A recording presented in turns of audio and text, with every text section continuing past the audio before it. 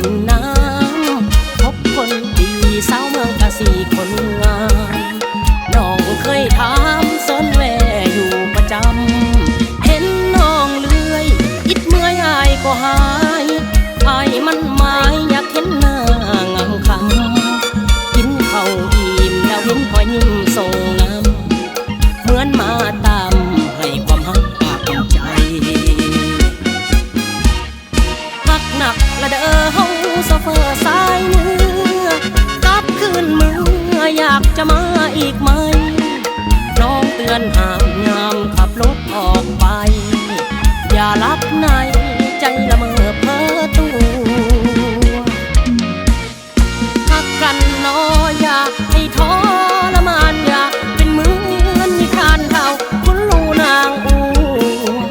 เล่ากันมาว่าแม่เห็นแก่ตัวกันกลางนางอูจนผูกคอตายเท่าคุณลูอยู่บ่มีความหมายสุดท้ายก็ตายตามคู่ฮักคู่กรรม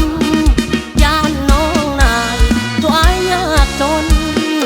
ย่านบ่สนคนขับรถต้อยต่ำอายทำงานและรถโดยสารกรรมอย่าให้ซ้ำเหมือนความฮักข้าวคุณ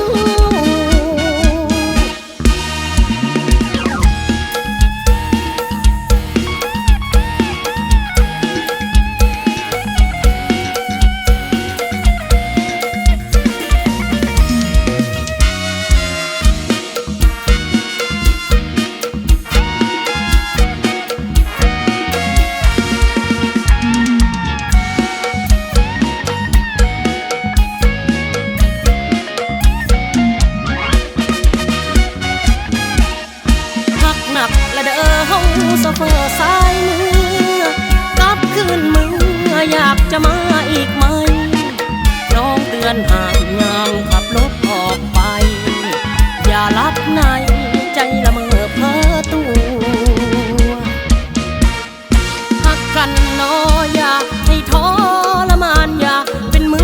อนนิทานเท่าคุณลูนางอูเล่ากันมาว่าแม่เห็นแก่ตัวกันกลางนางอูจนผูกคอตายเท่าคุณลูอยู่บ่มีความหมายสุดท้ายก็ตายตามคู่ฮักคู่กรรมย่านน้องนายตัวอายยากจนย่านบ่สนคนขับรถต้อยต่ำอายทำงานและรถโดยสาร